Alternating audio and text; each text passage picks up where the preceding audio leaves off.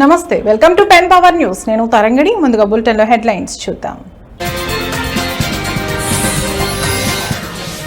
తిరుమలలో ఘనంగా ప్రారంభమైన శ్రీవారి జ్యేష్ఠాభిషేకం. శ్రీవారి ఉత్సవాల్లో భారీ సంఖ్యలో పాల్గొన్న భక్తజనం.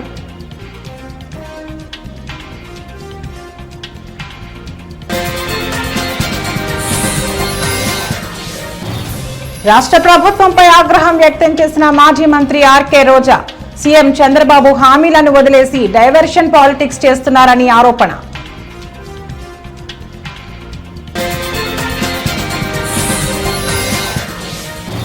హిందూపురంలో ఘనంగా ఎమ్మెల్యే బాలకృష్ణ 65వ జన్మదిన వేడుకలు. కేక్ కట్ చేసి బాలయ్యకు శుభాకాంక్షలు తెలిపిన పార్టీ శ్రేణులు.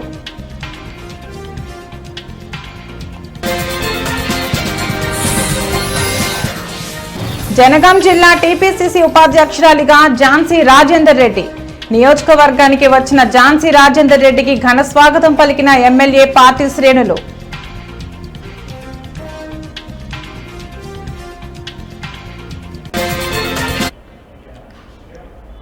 తిరుమలలో శ్రీవారి జ్యేష్ఠాభిషేకం ఘనంగా ప్రారంభమైంది. ఉత్సవాల్లో భాగంగా సంపంగి ప్రదక్షిణల్లో ఉన్న కళ్యాణ మండపంలో స్వామివారికి ఉదయం సాయంత్రం ప్రత్యేక కార్యక్రమాలు నిర్వహించారు. ఋత్వికులు శాంతి హోమం నిర్వహించారు. శతకలశ ప్రతిష్ఠ ఆవాహన, నవకలశ ప్రతిష్ఠ ఆవాహన, కంకణ ప్రతిష్ఠ నిర్వహించారు. ఈ కార్యక్రమంలో భారీగా పాల్గొన్న భక్తులు స్వామి అమ్మవార్లకు మొక్కులు చెల్లించుకున్నారు. గోవిందా ఏడుకొండలవాడ వెంకటరమణ గోవింద గోవింద. ద్వాపరే వాసుదేవశ్చ సమో దేవో నభూతో నభవిష్యతి లో చేస్తారు. స్వర్ణ కవచ ప్రతిష్టను చేస్తారు స్వామికి. ఇప్పుడు మనందరి యొక్క పూర్వజమే పోస్తారు. చక్కగా సంకల్పాన్ని చెబుతూ ఉన్నారు. భక్తులారా, మీరందరూ కూడా పలకవలసింది. ఓం నమో వెంకటేశాయ. చక్కగా జ్యేష్ఠాభిషేక సదవకాశం ఒక మహత్ భాగ్యం. జ్యేష్ఠాభిషేకమన నీరాజనాన్ని దర్శించి గోవింద నామాన్ని మనస్సులో స్మరించి తరించవలసిందిగా మరీ కోరుకుంటూ ఉన్నాం. ప్రత్యక్షంగా కావచ్చు, పరోక్షంగా కావచ్చు, స్వామి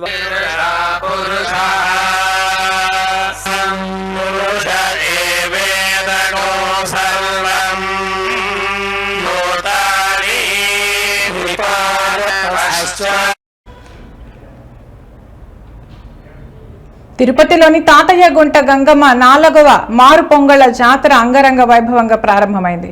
గంగమ్మ జాతర తర్వాత వచ్చే 5 మంగళవారాలు మారు పొంగుళ్లు పెట్టడం ఆనవాయితీగా వస్తుంది. ఈ జాతరలో అమ్మవారిని వజ్రాభరణాలు, పట్టు వస్త్రాలు, తామర పుష్పాలతో శోభాయమానంగా అలంకరించి భక్తులకు దర్శన భాగ్యం కల్పించారు.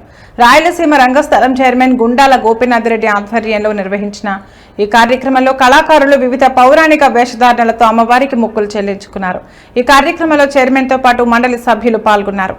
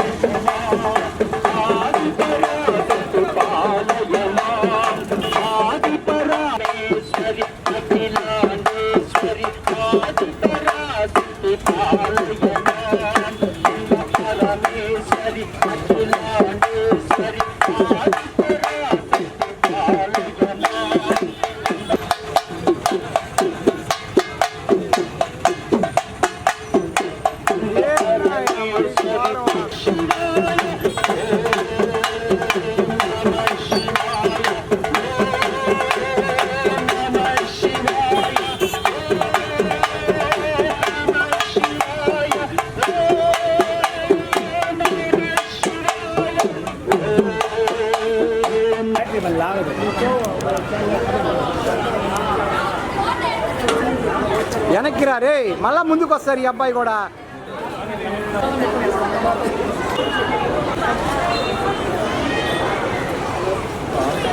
ఈరోజు 4వ మంగళవారం అత్యంత వైభవంగా గంగ జాతర లాగానే ఈరోజు 4వ మంగళవారం. ఈరోజు ఉదయమే గంగమ్మ తల్లికి ప్రత్యేక అభిషేక పూజలు దేవస్థానం వారు చేపించి అటు తర్వాత తామర పుష్పాలతో గంగమ్మని అలంకరించి మాకంతా దర్శన భాగ్యం కల్పించారు.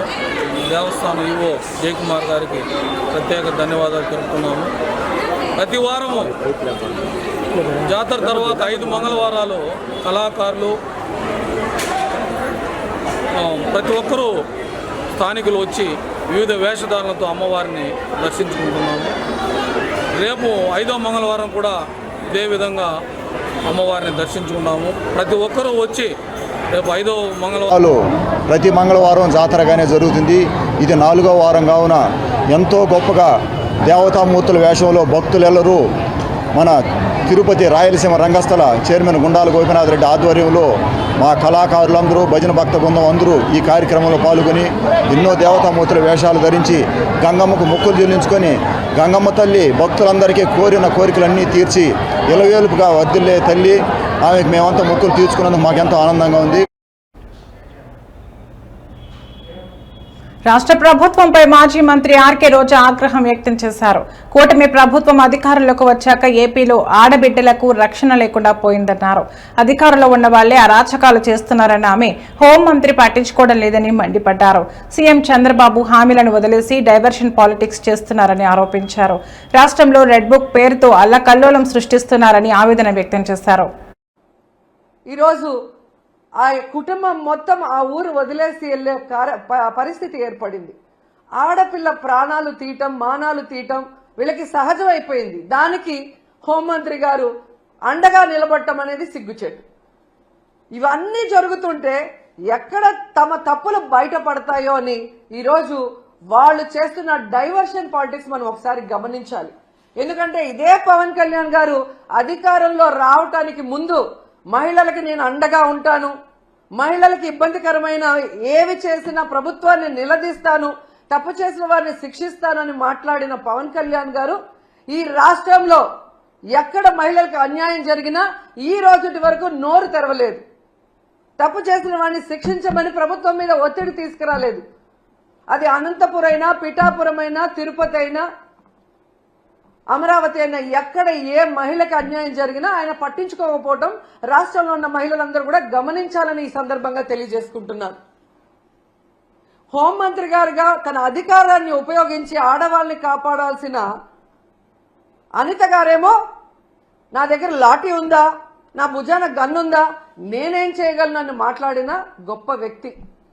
అలాంటప్పుడు మీకు చేత కాకపోతే మీరు ఫెయిల్యూర్ హోంమంత్రి అని తెలిసినప్పుడు ఎందుకు పక్కకి తప్పుకోవటం లేదు? ఈరోజు డైవర్షన్ పాలిటిక్స్ లో రెడ్ బుక్ రాజ్యాంగం అంటూ పోలీసుల్ని కేవలం వైఎస్ఆర్ కాంగ్రెస్ పార్టీలో ఉన్న నాయకులకి, సింపథైజర్స్ కి తప్పుడు కేసులు పెట్టి వాళ్ళని అరెస్ట్ చేయించి వాళ్ళ జీవితాలు నాశనం చేయడానికే ఉపయోగిస్తున్నారు కదా. నిన్నైతే మరీ ఘోరమైన విషయం. అసలు ఇది రెడ్ బుక్ రాజ్యాంగానికి పరాకాష్ట. కొమ్మినేని శ్రీనివాసరావు గారు అంటే చేతులెత్తి నమస్కరిస్తారు. అంత గొప్ప జర్నలిస్ట్. 70 ఏళ్ల వయసులో ఆయన మీద ఎస్సీ ఎస్టీ తప్పుడు కేసు పెట్టి ఈరోజు హిందూపురంలో ఎమ్మెల్యే బాలకృష్ణ 65వ బర్త్డే వేడుకలు ఘనంగా నిర్వహించారు. గ్రంథాలయ పరిషత్ చైర్మన్ గోనుగుంట్ల కోటేశ్వరరావు ఆధ్వర్యంలో నిర్వహించిన ఈ కార్యక్రమంలో పెద్ద సంఖ్యలో పాల్గొన్న టీడీపీ శ్రేణులు కేక్ కట్ చేసి బాలకృష్ణకు జన్మదిన శుభాకాంక్షలు తెలిపారు. మానవత్వం యొక్క నిలువెత్తు నిదర్శనం నందమూరి బాలకృష్ణ అని కోటేశ్వరరావు అన్నారు. బాలయ్య బాబు ఆయురారోగ్యాలతో నిండు నూరేళ్లు జీవించాలని ఆకాంక్షించారు.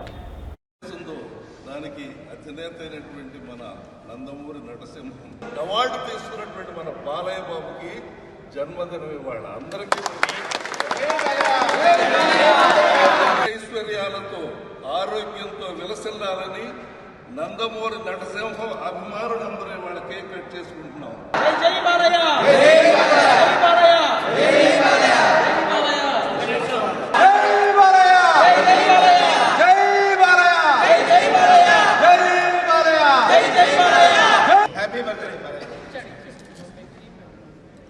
నీకే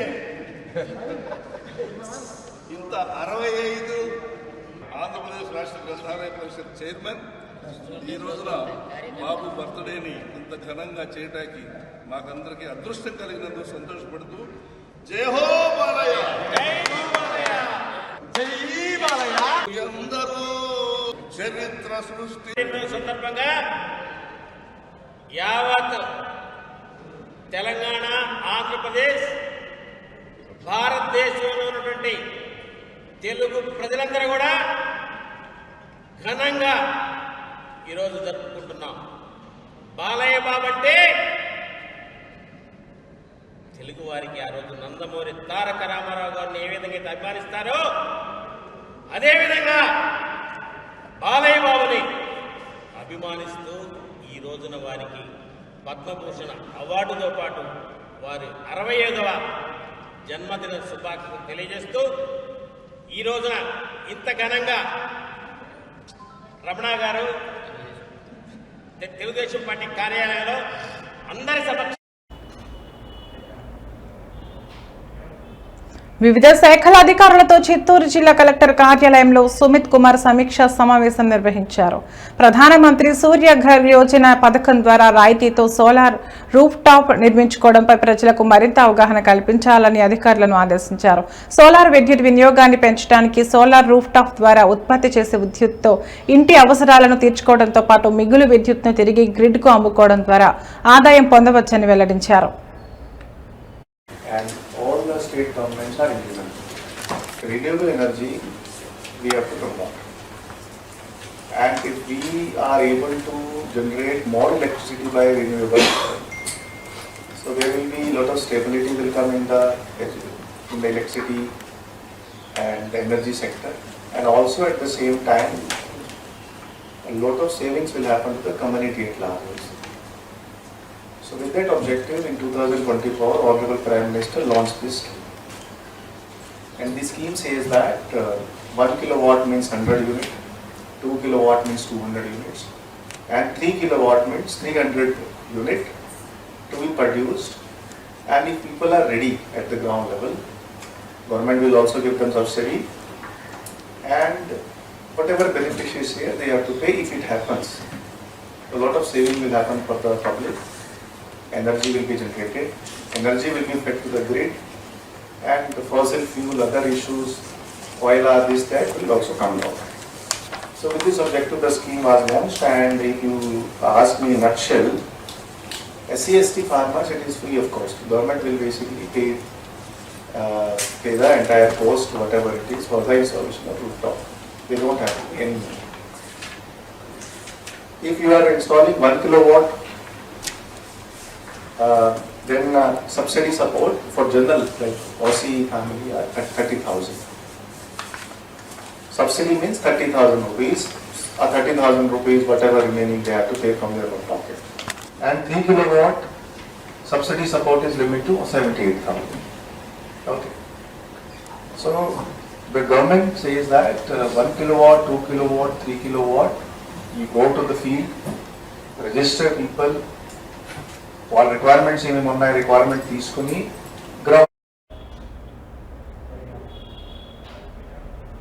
తుడా చైర్మన్ తిరుపతి జిల్లా రేణిగుంట మండలం సూరప్పకసంలోని నిర్మిస్తున్న పద్మావతి నగర్లో నిర్మిస్తున్న తుడా లేఅవుట్ పరిశీలించారు. పేద మధ్యతరగతి ప్రజల సొంతింటి కలను నిజం చేయడానికి తిరుపతి పట్టణ అభివృద్ధి సంస్థ అనుకూలమైన ధరలతో తుడా ఫ్లాట్స్ ను విక్రయిస్తుందని దివాకర్ రెడ్డి అన్నారు. జంగిల్ క్లియరెన్స్ చేసి వీలైనంత త్వరగా మౌలిక వసతులు కల్పించి వేలానికి వెళ్లాలని ఆయన అధికారులకు సూచించారు.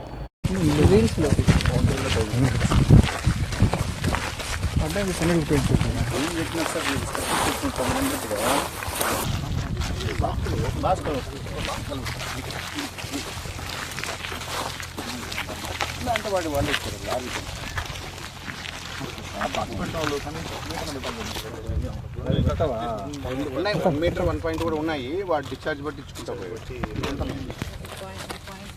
అదే 2 ఫీట్ 1 మీటర్ ఉంటేనే బాక్స్ కలెక్ట్ పెద్ద పెద్ద దానివల్ల బైక్ కలెక్ట్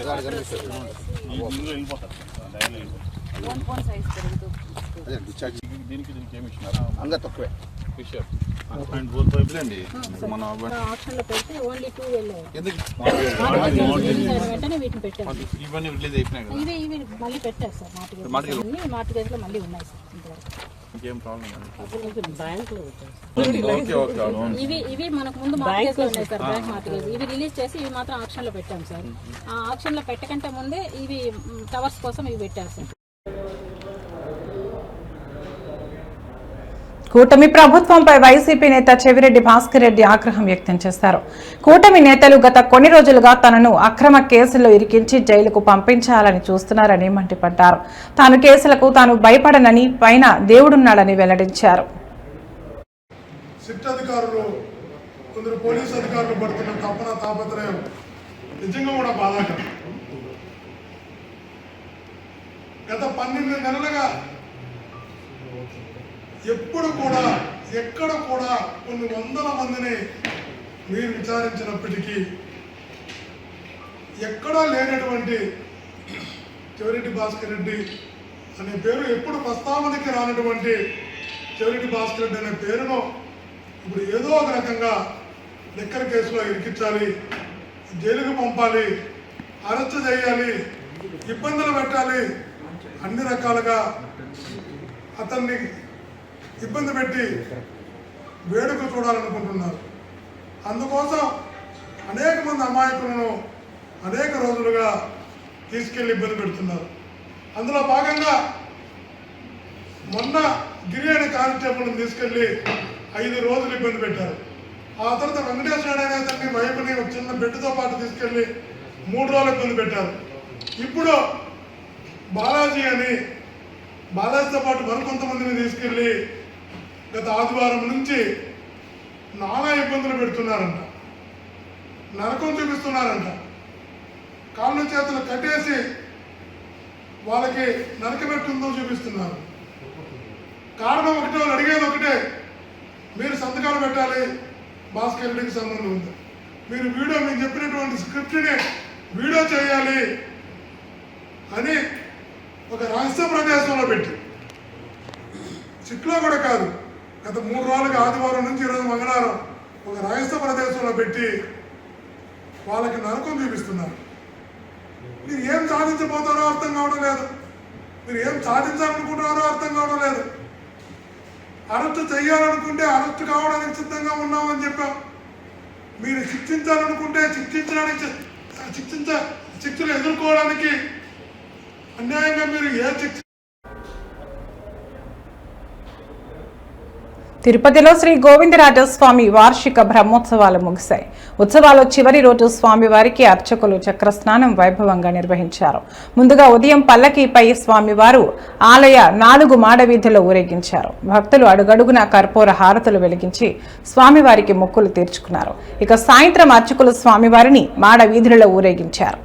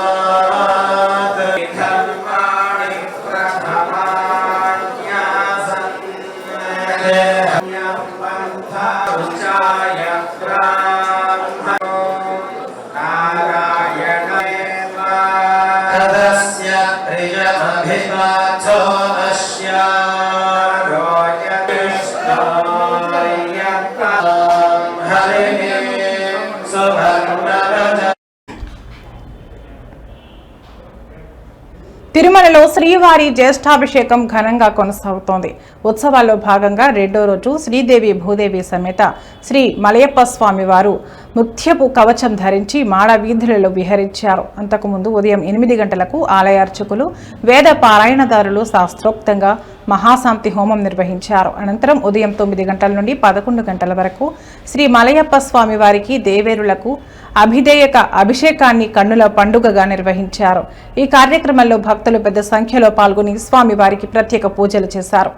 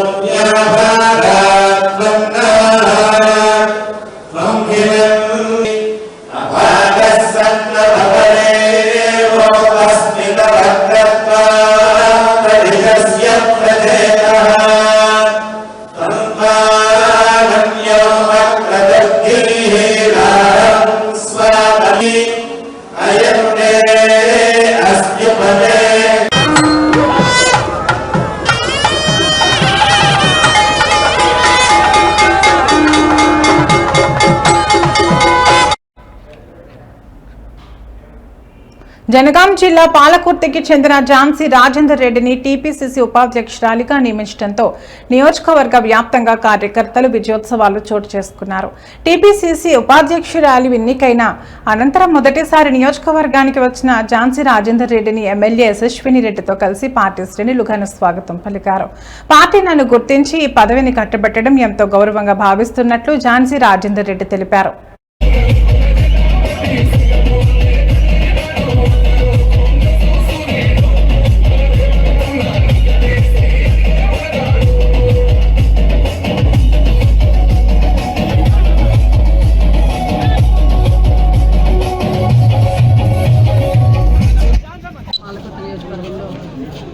పీసీసీ వైస్ ప్రెసిడెంట్గా వచ్చినందుకు మా కార్యకర్తలందరూ, మా లీడర్స్ అందరూ, మా పాలకుర్తి ప్రజలందరూ కూడా ఈరోజు పెద్ద ఎత్తున సెలబ్రేట్ చేసుకోవడం జరిగింది.